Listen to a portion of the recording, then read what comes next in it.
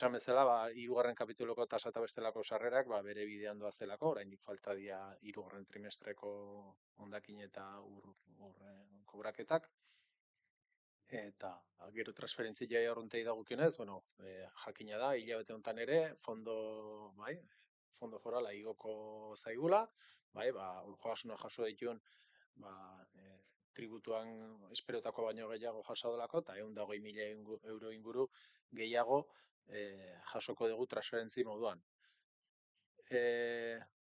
Ondare sarrerak ere goruntza joan dira, hau dira alokairuak, etxebizitza alokairuan dituen udalak, eta bestalde aurten pixkat berezia izan den kapituloa, 6.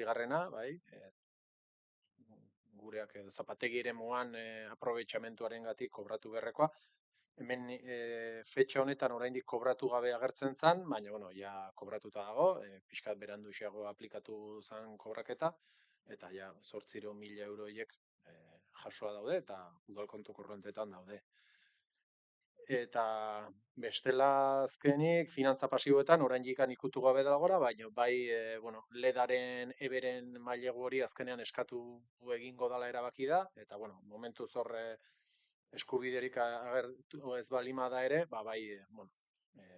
izapide guztiak ja martxan daudela, eberi mailegu hori eskatzeko, eta udalaren argi gastuak finantzatzeko mailegu txiki hori eskatzea, burutu egingo da urte bukaerarako. Gastuei dagokionez, langile gastuak betiko martxan, bigarren kapitulan ondare arrunten eta zerbitzuen gastuak ere ez dauka ezer berezirik aipatzekoa, betiko martxan doa, 156ko ejekuzioa, irailaren bukaeran.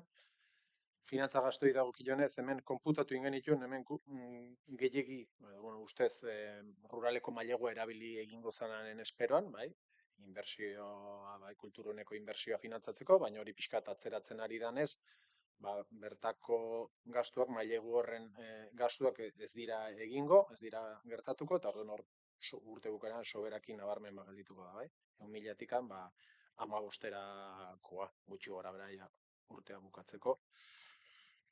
Transferentzia arruntei dagokionez ere ejekutatzen dijoa, 156an ohiko mailan, kreditu globalan 14.000 euro bakarrik gelditzen dira, 1.000 aurreikusitakotik, hau da, erabiltzen jungea kreditu aldaketak egiteko, horien artean gaur ere gai ordenean dagoen 5. kreditu aldaketa, eta inbertsioetan, 2 milioiekin hasi ginen urtea, nahiko kopuru polita, eta gero handitu egin dugu kreditu aldaketekin 7 milioiera arteko inbertsioak dauzka ejekutatzeko udalak. Horien artean, ejekuzioa baju xamarra da, ohikoa danez inbertsioekin, pixka bat mantxoago joaten dialako, eta 114ko ejekuzio maila dauka. Eta kapital transferentzietan, ejekuzio aldetikan, oraindikan, ETS-erekin zubiaren 1.000 euro lehenengo zatia ordaindu da, bigarrena hor dago konputatuta, baina oraindik ez da bigarren ordainketa egiteko epea iritsi, eta horregatik ejekuzio hori. Eta finantze pasiboei dagokionez, maileguen kitapenak dira, beraz, horiek bere horretan ejekutatuko ja. Horiek dira azalpen nagusienak.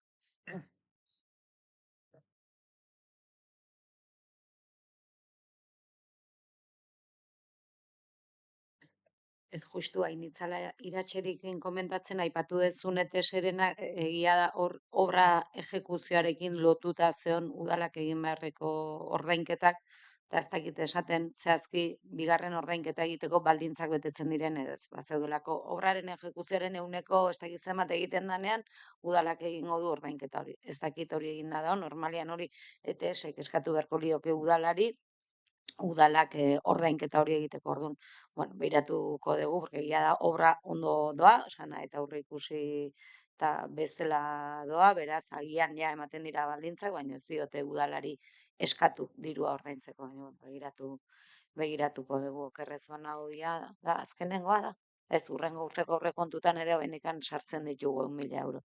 Hori da obraren amaierarekin sartu behar ditugu. Azkenen ordainketa obra amaitu eta gero egin behar zen.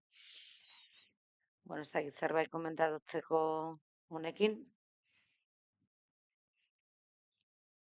Vale, orduan, laugarren puntura pasako, ez, bosgarren puntura pasako gea, baita ere kreditu aldaketa bat.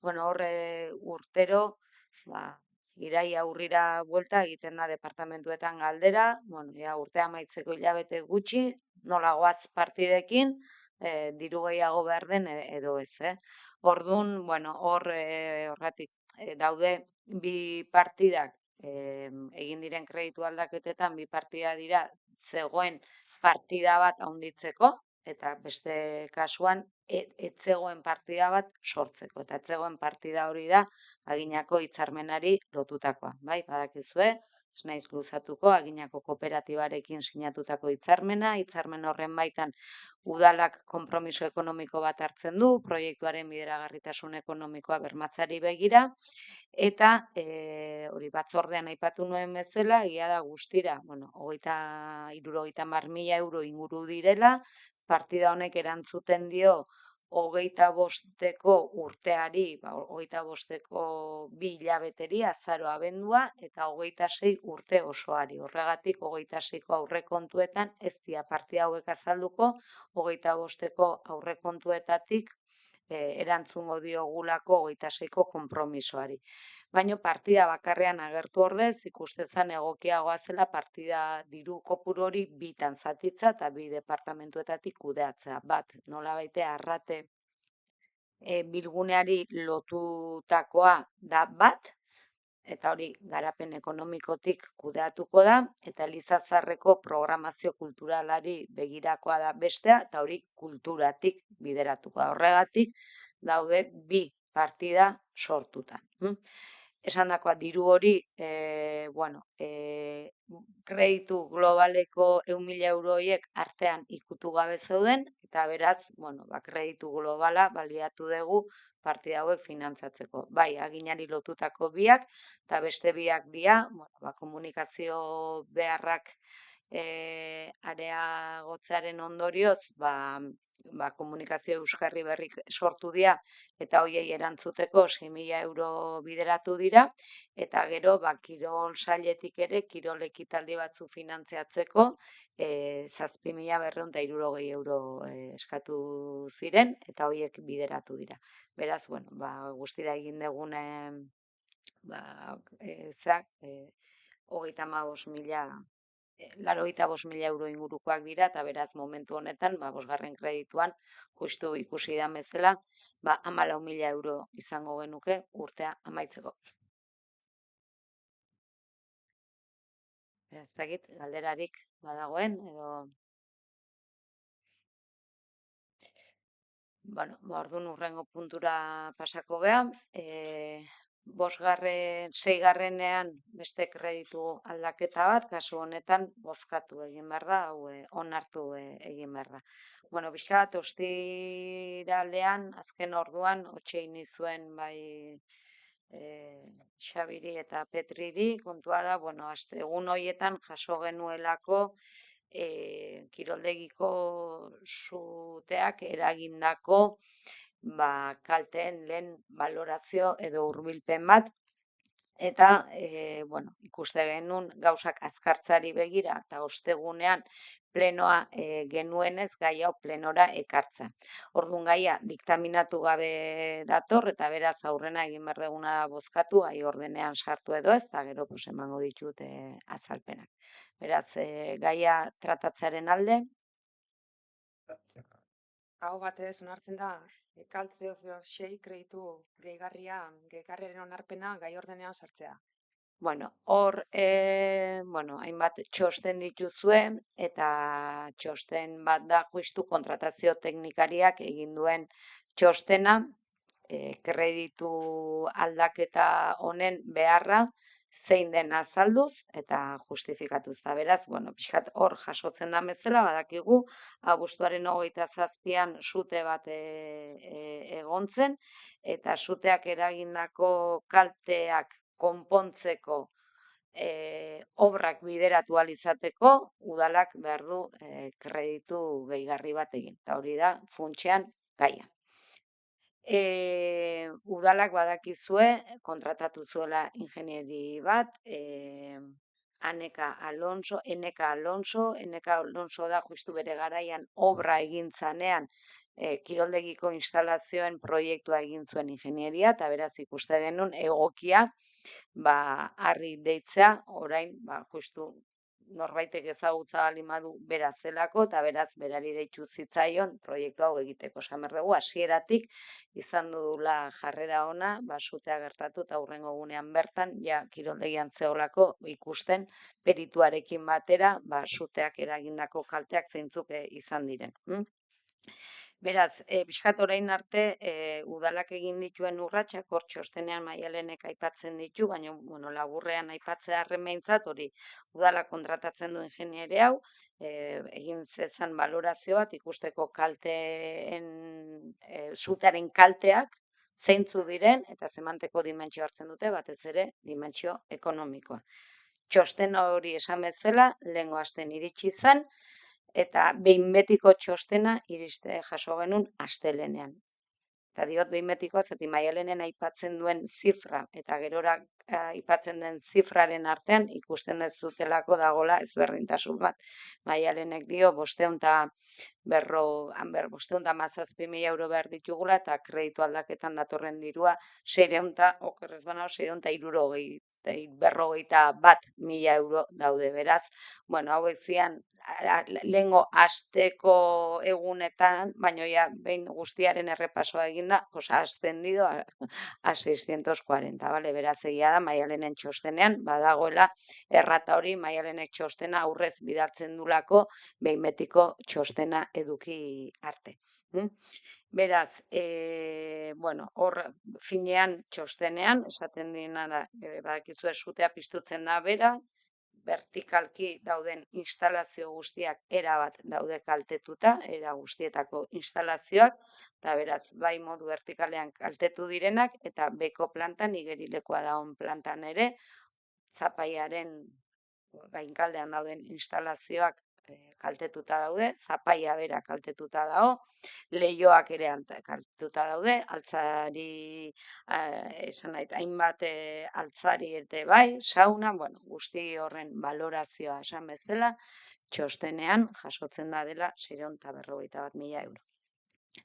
Orain arte, aseguruarekin noski hartu emanetan izan geha, udalak segituan eman zuen aseguruari parte, baina, guk ikusten genuen seguruaren aldetik ez datorrela oraindik erantzun bat, bale?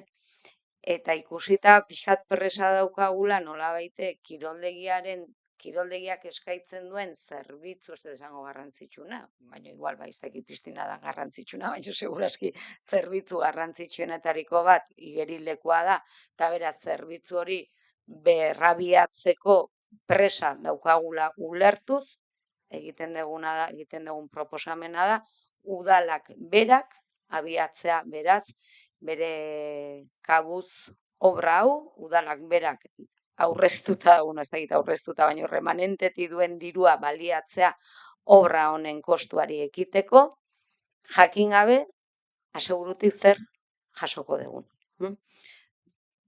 Porque aseguruaren zai bagaude, asko luzatuko dalako, eta beraz, erabakia da, udalak honi ekitea.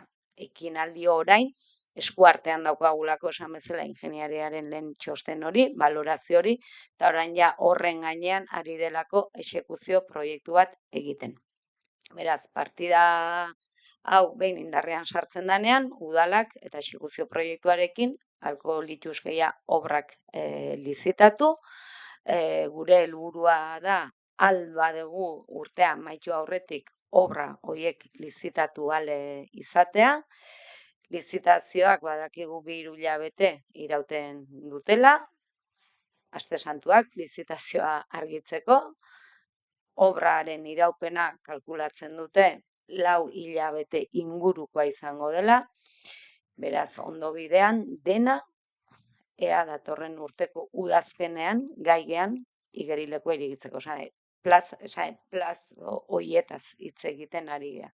Sutea gertatu, eta urte bete, pasatxo, ea gauden, eta hori posible da, ere hau egite badeu. Eta gure guztez, zerbitzua berriro irekitzeak urgentzia bat badu, esan bezala eskaintzen dugun kirol zerbitzuetan eskaintza garrantzitsuenetariko badelako eta horregatikan egiten dugu proposamen hau. Azken batean udalak ere momentu honetan remanentean dirua badu, eta hori importantea da. Alegia erakusten du udalaren osasun finantzieroa nolakoa den, horrelako ustekabe bati aurre egiteko gai da udala, gainerako inbertsio obra proiektuen kalterik egin gabe. Eta beraz, izugarrizko mina egin diezaguke honek, bagenituelako buruan hainbat asmo eta proiektu datorren urterako, baina udal gobernuaren ustez garrantzia eta lehentasuna du kiroldegia irekitzea berriro ere bere osotasunean eta integraltasunean eta behintzat honi ekitea. Esan behar dut ere, justu ikusita pixka bat egoera eta ze dimentsio hartu duen gaiak, udala harremanetan jarri da, aurrez ere hainbat egoeretan, aseguruekin zerrikukoa duten egoeraren batzutan udalak kontratatu izan du abokatu bat, eta jarri gara harremanetan abokatu batekin, gai hauetan aditua den abokatu batekin, nolabait bide honetan, bide lagun eta aholkularitza eskaintzeko.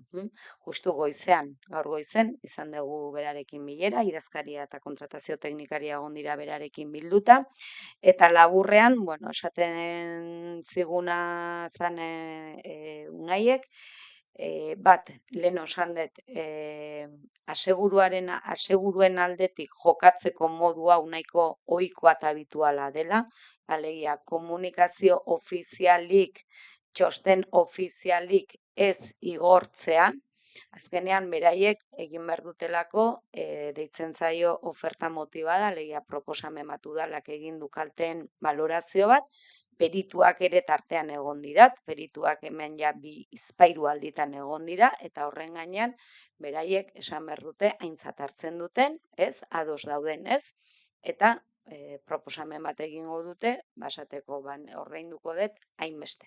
Eta horri ditzen zaio, antza, la oferta motibada. Beraz, tartean hori iritsi bitartean, agian txosten ofizialak eta komunikazio ofizialak egotea beraien kontrara etor daitekeenez, ez dute bidaltzen, eta guri Bizkaia azken aldi honetan, moskeatzen nahi ginen gauza hauekin, ez, guk aurrea egin behar dugu, seguru aldetikan telefonoz, ez, modu informalean gauzak esate zaizkigu, baina modu formalean ez daukagu ezer, eta pixkat egina moskeatzen gai honekin. Gaur berretsi zaigu, oso, ez, leire, oso ohikoak direla jarduteko modu hauek. Antza, segurua dago behartua, partea eman eta gehienez ere 3 hilabetera egin behar du proposamen hau.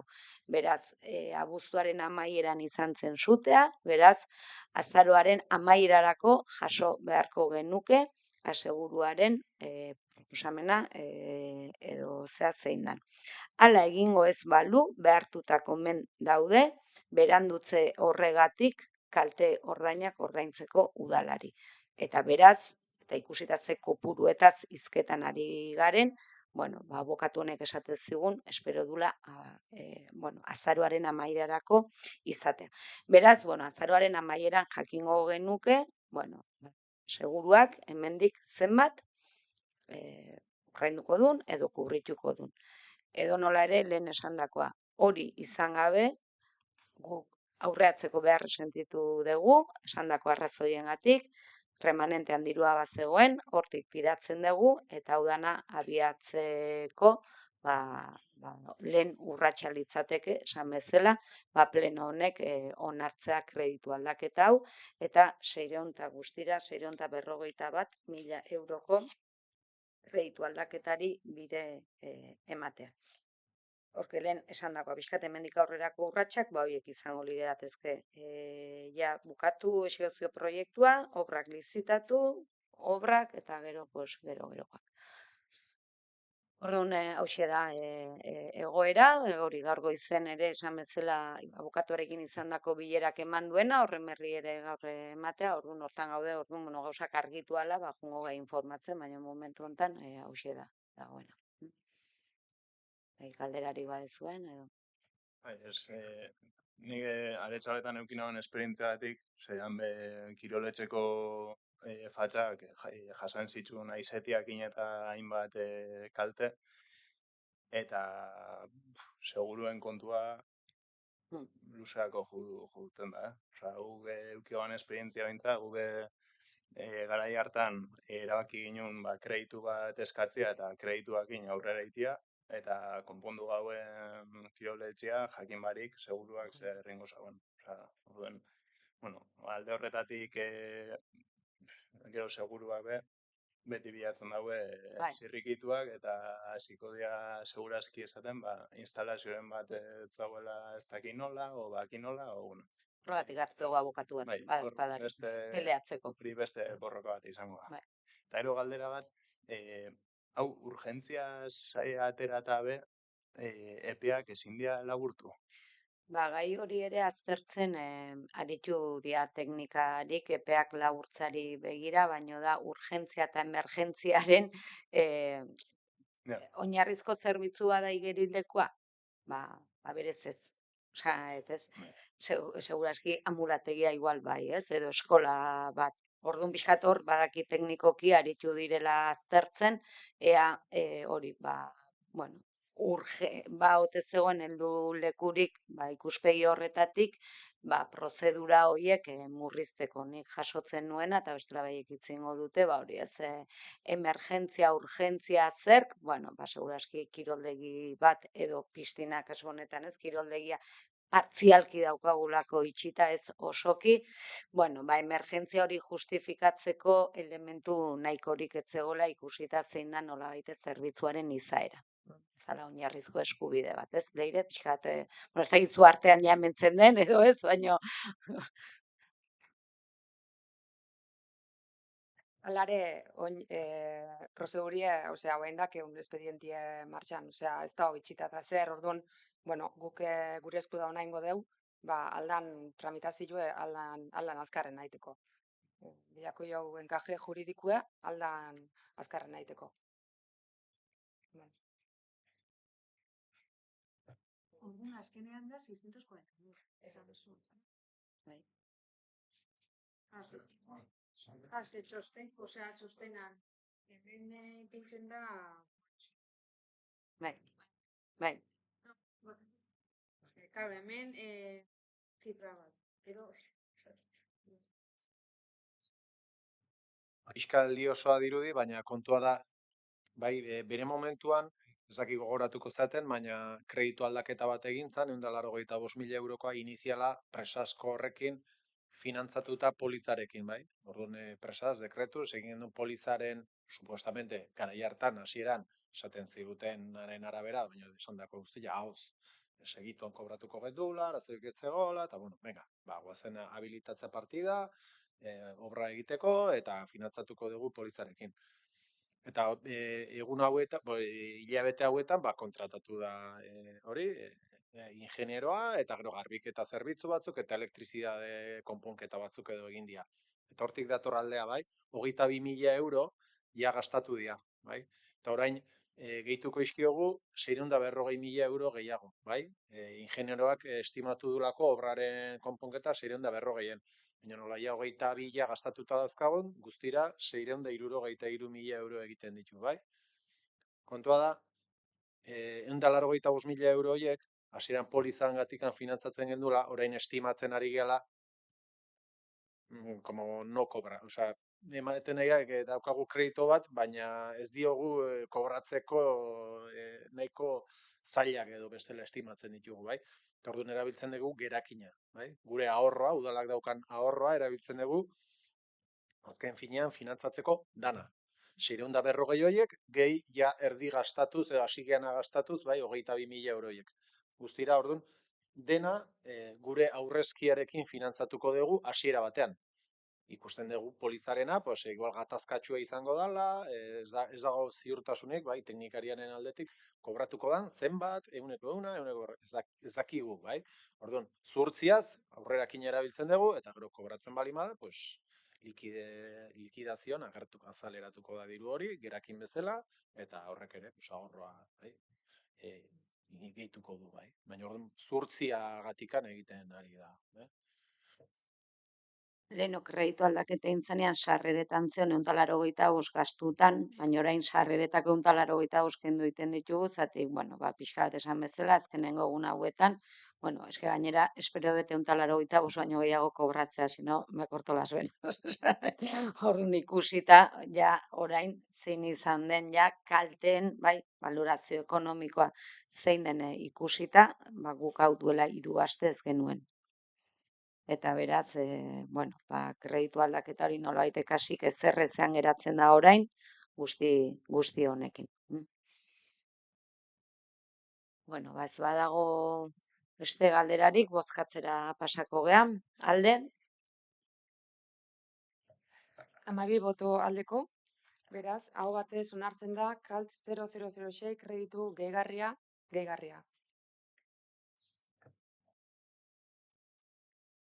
Vale, urrengo, deialdia juntzait. Puntuan, taxi tarifan berri Ainhoari emango diote hitza. Bueno, hau batzordetik diktaminatuta dator, beraz, bueno, orokorrean aipamen batzuk egingo ditut. Bueno, urtero plenora ekartzen den gaietako bat da, taxi zerbitzua zerbitzu publiko bat da heinean, herri barruko eta hiri arteko tarifak urtero onartzea plenoari dagokio, eta, bueno, aipatu azken 2 urtetako dinamikan, lehen burutzaldea bezala etortu zela proposamen bat, eta guain, Donostialdeko erregimen bereziko eremuan barruan gaudenez, nolabait Donostialdeari, Oarsoaldeari eta Buruntzaldeako herriei dagokigula denek prezio berak adostea eta onartzea. Gogoratu erabaki hori eremu berezi hori sortzea 2024an gauzatu zela, beraz, urte eta erdi eskaseko esperientzia daukaula. Horretarako tarifak igotzeko lehenik taxi sektorea beak eskaera aurkeztu behar du, eta, batzordean handun genuen bezala aurkeztu zuten, baina beraiek 100% igoera bat eskatzen zuten, eta, eremuko teknikariek egindako txosten mardul batean ondo xehetua, 2,4ko igoera proposatu zen. Batzorde erregimen berezionetako batzorde bat inzan sektorea eta udal guztiak geundena, urriaren 14ean, eta bertan adostu zen 2,4ko igoera hori aplikatzea. Beraz, igoera hori aplikatzeko Donostiko idazkaria dela momentu honetan erregimen honetako ardurak damazkinak txostena iritsita udalera, baina txosten guztiak eskuetan, batzordera eraman genuen igoera horren proposamena diktaminatzeko. Eta berez, hoxe dio, iazko prezioetatik, 2,4ko igoera bat aplikatza. Orduan, diktamenean dagoena da, 2,4 hori igota, tarifa bakoitza ze preziotan geratuko litzateken. Hoxe da gutxi gora bera, dakarkiguna. Ez dakit zerbait galdetzeko edo okezuen, ez? Orduan bozkatzea pasako ginak irizpenak 3 puntu ditu, batetik esanetan bezala Nusulgo herri barruko eta herri arteko eremu horren barruan garraiorako 2026rako proposatzen diren autotaxi tarifak onartzea, bata 2005 tarifak, bigarrendik, eta hau da garrantzitsua, eta horregatik egiten dugu pleno honetan, Eusko Jaurlaritzako Turismo, Merkataritza eta Kontsumo Saileko arduradunari onespenaren erabakia bidaltzea behin betiko onespena eman dezan. Izan ere, hauek ez dira indarrean sartzen Eusko Jaurlaritzako sail horrek berretsi bitartean. Eta indarrean sartzen nahi bali badugu urtarrilean, azaroko beraien bilera edo bilerara iritsi behar du. Eta 3. erabaki honen ziurtagiria herriko Taxi titularrei noski, biditugula, Asier Ubide eta Angel Biurrun, eta Getaxi Gipuzkoako taxilari elkarteari eta Agitas baita ere Gipuzkoako taxilari elkarteari eta Gipuzkoako Foru Aldundiaren garraio departamentuari bidaltzea. Beraz, 3 puntu horiek ditugu eta bozkatzea pasako gineke. Hoxe, alde?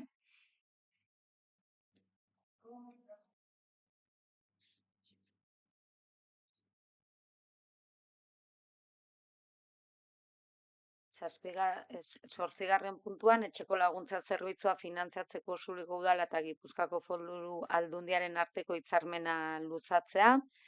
Hau ere iaz ekarri genuen plenora. Hemen egiten den proposamena da, finean eta laburrean, gaur egun daukagun hitzarmena beste urtebetez luzatzea. Hitzarmena beste urtebetez luzatuta, bere indarraldia bukatuko litzateke 26ko irailaren 30ean. Beraz, finean orain arte zegoen termino igualetan, luzatzen da hitzarmena. Hitzarmen honen bidez, diputazioak egiten duena da ekarpen bat, etxez-etxeko zerbitzua finantzatzen laguntzeko. Orduan, hoxe da, nik edo nola ere, pixkat aurrekoan ere batzordean gogoeta bat egin nun gai honen inguruan, eta pixkat ere osoko bilkurarekin udal batzarekin konpartitu nahi dut. Esan bezala hitzarmen hau bere horretan luzatzeko proposamena diputaziotik iritsi da. Ez da egon hitzarmen honen jarraipen batzorderik, ez Usuliko Udalarekin eta esango nuke oro har beste udalekin. Termino igualetan luzatzen da, aintzat hartu gabe, etxez-etxeko zerbitzuak zer eta nola aldatzen ari diren herri-herri. Gure kasuan badakizue, batzordeetara eraman izan dudalako gaia, etxez-etxeko zerbitzuaren berrantolaketa betean gaude. Berrantolaketa horren oinarrian bi gauza daude, nolabait esateko, bat zerbitzua jasotzen duen pertsonak zerbitzu hobea jasotzea, pertsonak ardaz duen arreta ereduan oinarrituz eta biziplanen logiketara eramateko etxez-etxeko zerbitzua, baina bestetik ere badago zaintzen gaituztenen zaintza eta zaintzen gaituztenen lanbaldintzak duindu aldera egin den saiakera. Horrek ekarri duena da, lizitazio prezioa izugarri handitzea. Garbi azkenean lehentasun kontuak dira.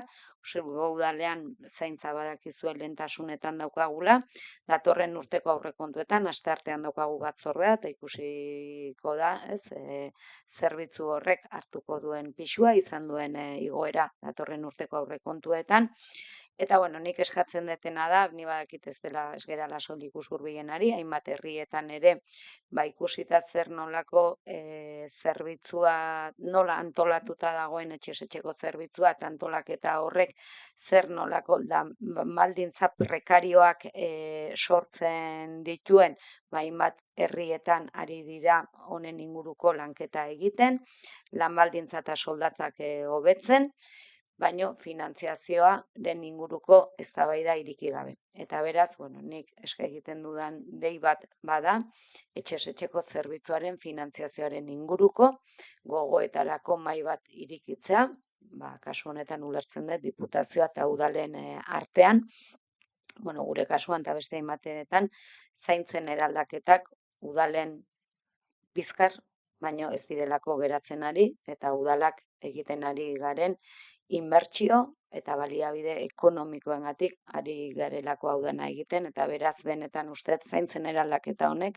ereduen eraldaketak eskatzen duela finantziazioaren inguruko gogoeta bat egitea, benetan tokiko zaintza ekosistemak izango badira zaintzak eraldatzeko gune, modua eta gobernantza ereduak. Batzordean esan bezala ez dut kontra bozkatuko bestela, diru haunik gabe geratuko behalako, biztan da, baino hori esan da, ere, pixkat ere eskaera hori, eta gogoeta hori ere plazaratu nahi nuen, badela garaia, etxez-etxeko zerbitzuaren inguruan gogoeta zabaltzea, eta batez ere finantziazioaren inguruan.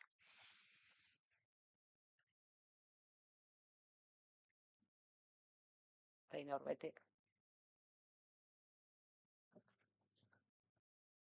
Besterik gabe, zaintzaren beharrak aldatzen ari direla eta etxez etxe ematen den eta eman beharreko zerbitzuaren ezaugarriak geroz eta konplexuagoak direla gu ere erabat ados gaude, zuk esan duzun moduan. Langileen baldintzak hobetzeko, duinagoak izateko eta funtzionarioen baldintzai ekiparatzeko esfortzu bat egin behar dela ere ados gaude, ez gara horren kontra egongo, baina noski zerbitzua hobetu egin behar da. Gogorarazi behar duguna ere da, etxez-etxeko laguntzaren konpetentzia udalarena dela, ez dela Foru Aldundiaren konpetentzia. Foru Aldundiak ez dauka zertan zerbitzu hau finantziatu behar, eta helburuak ezin du inoiz izan Foru Aldundiak udalarena den konpetentzia bat bere gain hartzea. Usurbil zaintzaren herria dela askotan entzuten da, eta gizartearen eraldaketaren inguruan eta zaintzaren eraldaketaren inguruan egindako diagnostikoarekin bat egiten dugu guztiz, baina ere uste dugu ezin dugula beti eraldaketa hau planteatu eta erronda beti beste batek ordaindu dezala. Foru Aldundiak kolaborazio eta elkarlan politika bezala, udalak diruz laguntzen ditu, ez bakarrik Usurbilgo udala, beste udal guztiak ere, udalarena den zerbitzu bat laguntzeko. Eta Foru Aldundiaren aurrekontu osoaren 40% gizarte politiketara bideratzen dela, ez zaigu ahaztu behar, eta 2025arekin alderatuta, 2026an gizarte politiketara bideratuko den diru hau 12% igoera planteatu da gaur bertan aurkeztu diren aurrekontuetan. Beraz, nik uste dut Foru Aldundiaren konpromesua kasu honetan bai ekonomikoki eta eredu moduan zalantzan jartzea, ezin dugula zalantzan jarri.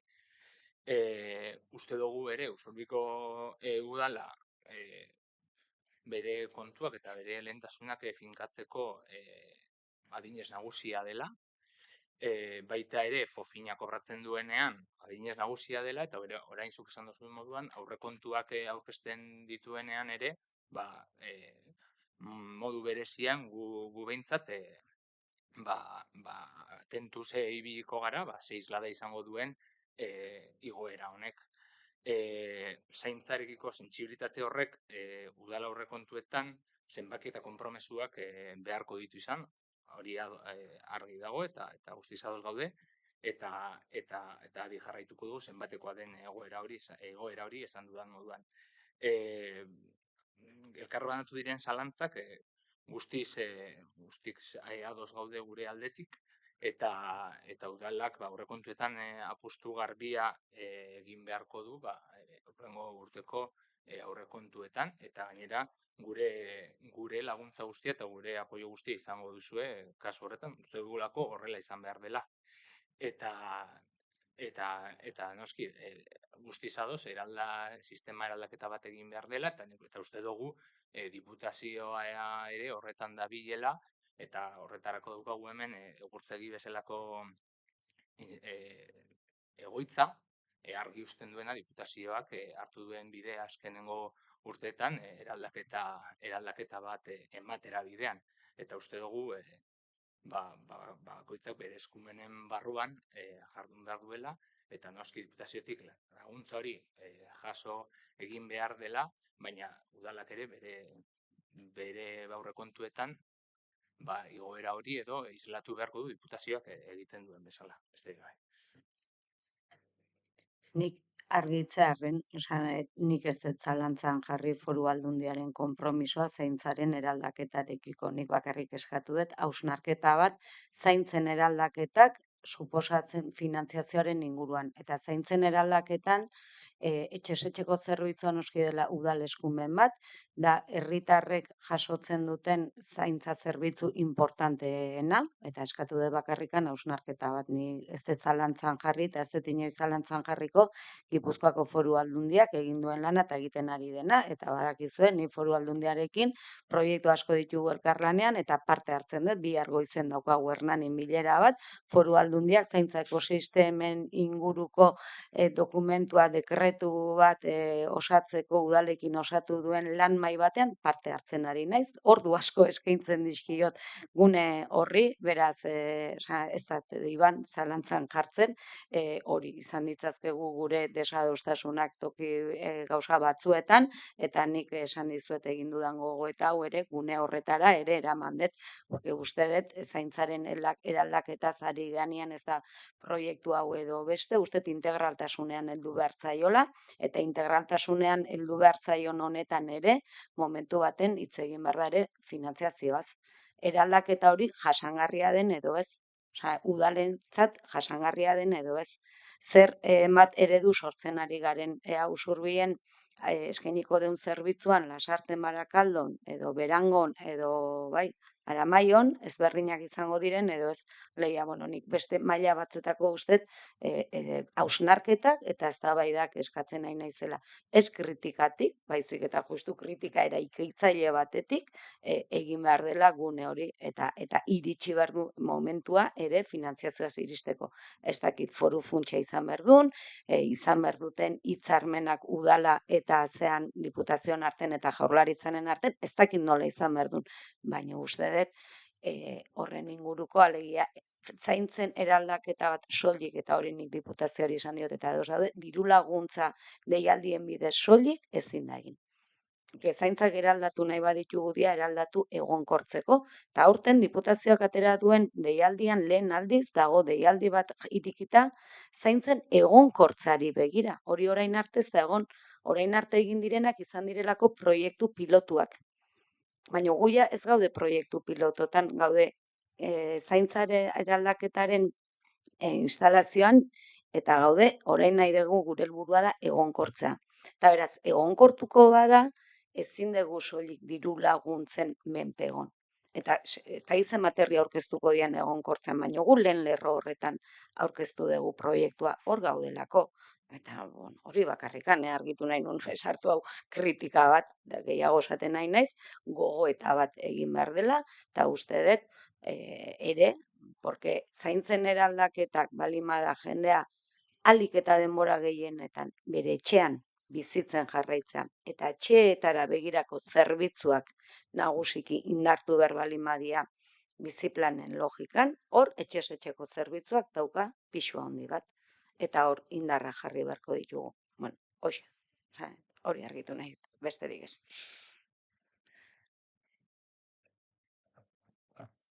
Yo creo que se ha quedado claro por todas las partes que no creo que esté aquí en debate el tema de la importancia del ámbito de los servicios sociales, ni a quién tiene que cubrir, ni las necesidades.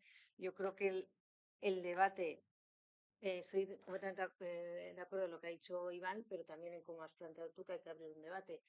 Sí que bien es cierto que no tengo tan claro en qué se tiene que abrir el debate.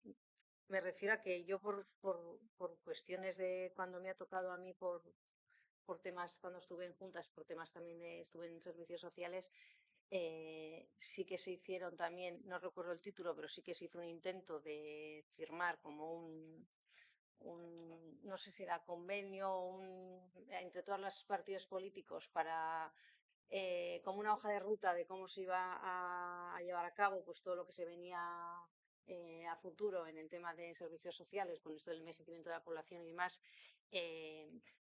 Y desgraciadamente no se llevó a cabo el acuerdo total, porque ahí es donde se veía igual donde se difiere, me refiero, y ahí es donde podemos entrar al debate, donde se difiere el modelo de cómo hacer frente a todo lo que se viene, y creo que es más a lo que te refieres tú, porque yo creo que, como ha dicho Iván, está claro que el tema de servicios sociales es una cosa prioritaria, porque creo que a futuro es una de las cosas que más se nos va a venir el tema de presupuestos, y sí que abrir el debate, pero me parece complicado. Me refiero a lo que yo he podido, porque ya creo que se han hecho muchos intentos por parte de Diputación con los ayuntamientos, incluso entre los grupos políticos, y ahí se ha visto que hay bastantes, a mi parecer, bastantes frentes abiertos. Entonces, igual lo veo por ahí complejo por esa parte. pero creo que a nivel de todos los partidos políticos la prioridad del tema de los servicios sociales está clara.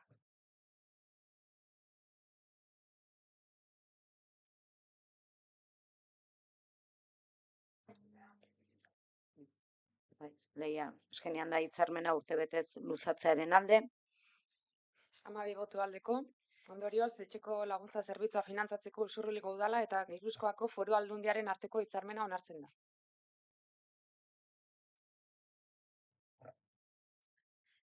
Bederatzigarren puntuan, azaroaren 25-eko adierazpena, emakumeen aurkako indarkeria desagerrarazteko nazioarteko egunaren harira. Mozioa irakurrikoet, mozioa da Eudelek udal guztietara bidali duen mozioa, aurtengo honetan, komunitateetan jartzen du azpimarra edo egiten du azpimarra komunitate feministak eratzearen garrantziaz, indarkeria mota honi aurre egiteko tresna eta baliabide gisa. Indarkeria matxista zabatzeko nazioarteko eguna dela eta gogora ekarri nahi dugu indarkeria matxistak beldurrezko eta lotxa asko ingurunea sortzen duela. Indarkeria jasaten dutenak bakartzeko eta isilarazteko joera du eta biktima gilen zigorgabetasun sentsazioa areagotzen du. Izan ere, sarerik ez izateagatik eta komunitatean sustraituta ez egoteagatik, egoera horiek areagotu egiten dira, isolatuago egon daitezken emakumeen artean. Besteak beste, adineko emakumeak, landa ingurune sakabanatuetan daudenak, desgaitasuna duten emakumeak, emakume atzerritarrak eta bestelako baldintza bereizleak dituztenak.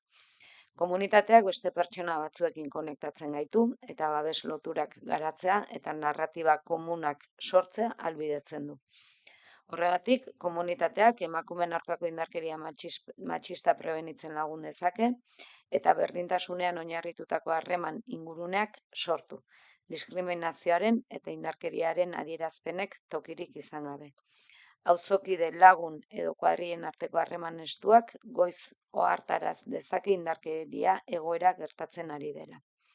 Komunitate feministak hurbiltasunetik eta sororitatetik indarkeria jasaten ari diren emakumeak gorputzez babes ditzake. Baita enpatia adierazi eta gertuko bide laguntza ere eskaini.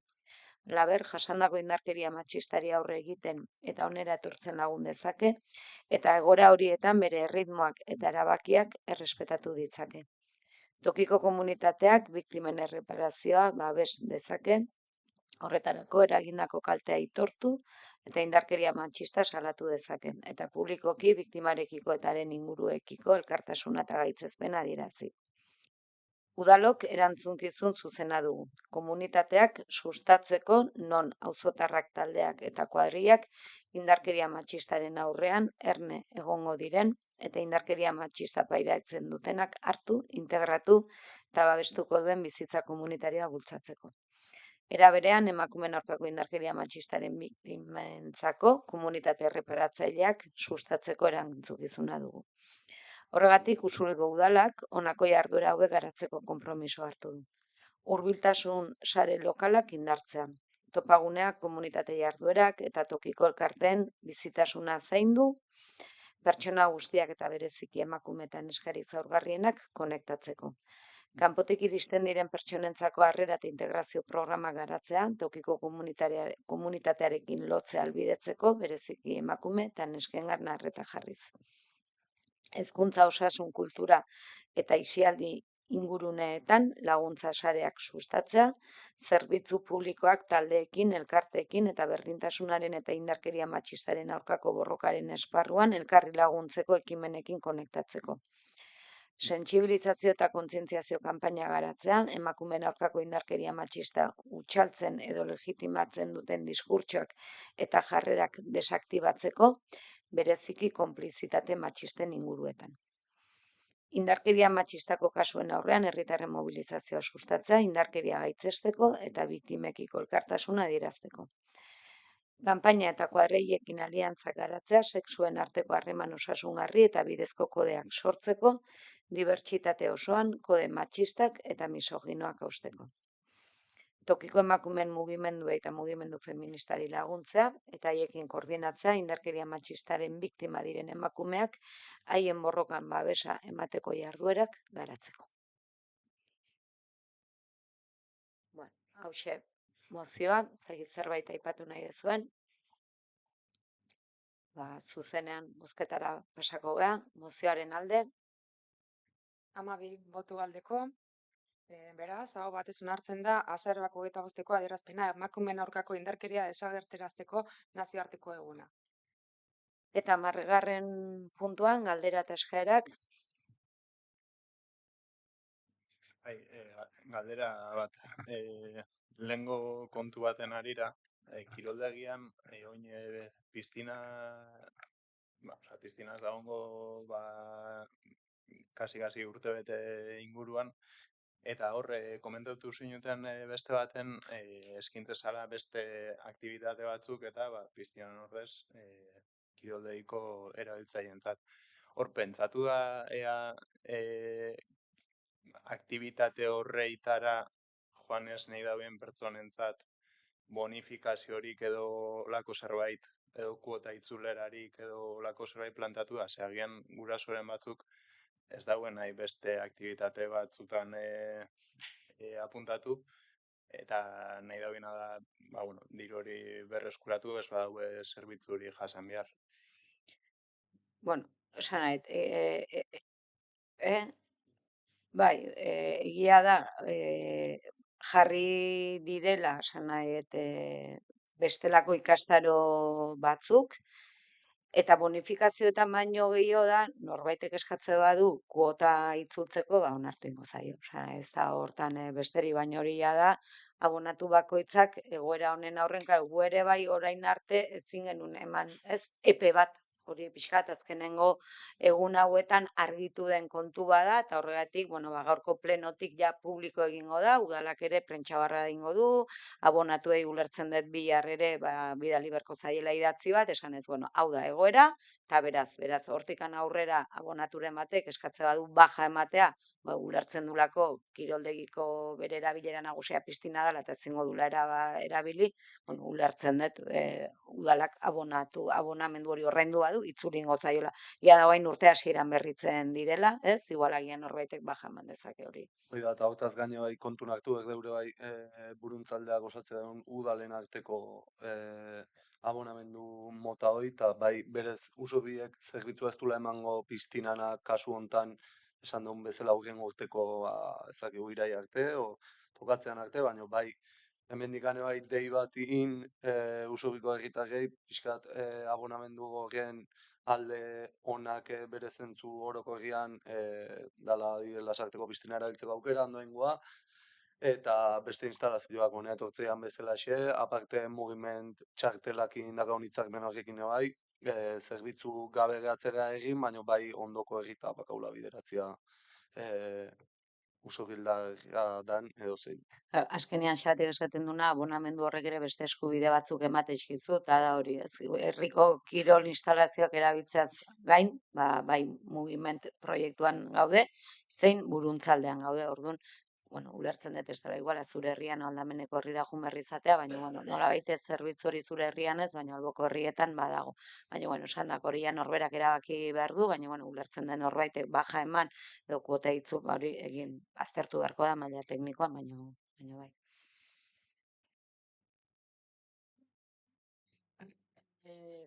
Piztinako obrak egintzean garaian egintzen olako zerbait, baita ere denboraldi luze batean egontzean itxita, eta lako laguntzak edo kuota itzultzeak edo egintzean. Ez dakit Josune begiratu beharko nuke, esan nik ez dut esan kuota itzuliko ez danik, alegia jendeak kontua da udalak, esan ofizioz ez da hasiko kuota hori kentzen, besteri da esan dakoa norbaitek eskatze badu kuota itzultzeko edo baja emateko, pues, tramitatuko da berdin. Ez dakit esaten josune, leheno zer erabaki hartu zen, baina bueno, ulertzen dugu ere bai, basandakoa herrian igerileku zerbitzu hori ez dagazu, baina albokoetan bai, eta bueno, beste herrietatik gure kiroldegira etortzen diren bezala, kiroldegiko zerbitzu batzuk erabiltzea, espazio batzuk, kasu honetan, pues bueno, aukera hori behintzat badute. Baina, bueno, ofizioz udalak, porque, claro, zeni baita zeni ez, hori ja norberak egin beharko luke eskaera hori, eta, pues, logikoa da, ni abonatu alima naiz piztina erabiltzen dudalako egunero, eta ezin badena, eta ez badegu nahi lasartera ezin dudalako, oztrakatelako gogoik, berdin zaiz arrazoi, noski onartu inberko zaio, baja hori, eta kuota, gero berriro ingo da. Pixkat ikuskizun, egia da, hori esan da. Guk gaur daukagun informazioa, orain dela astebete ez genuen, eta orain ja, pixkat informazio hau, konpartitu behar da herritarrekin, eta abona batez ere bai, kiroldegiko abonatuekin. Eta orain gaurko plenoa eta gero, ja, publiko egingo da. Listo.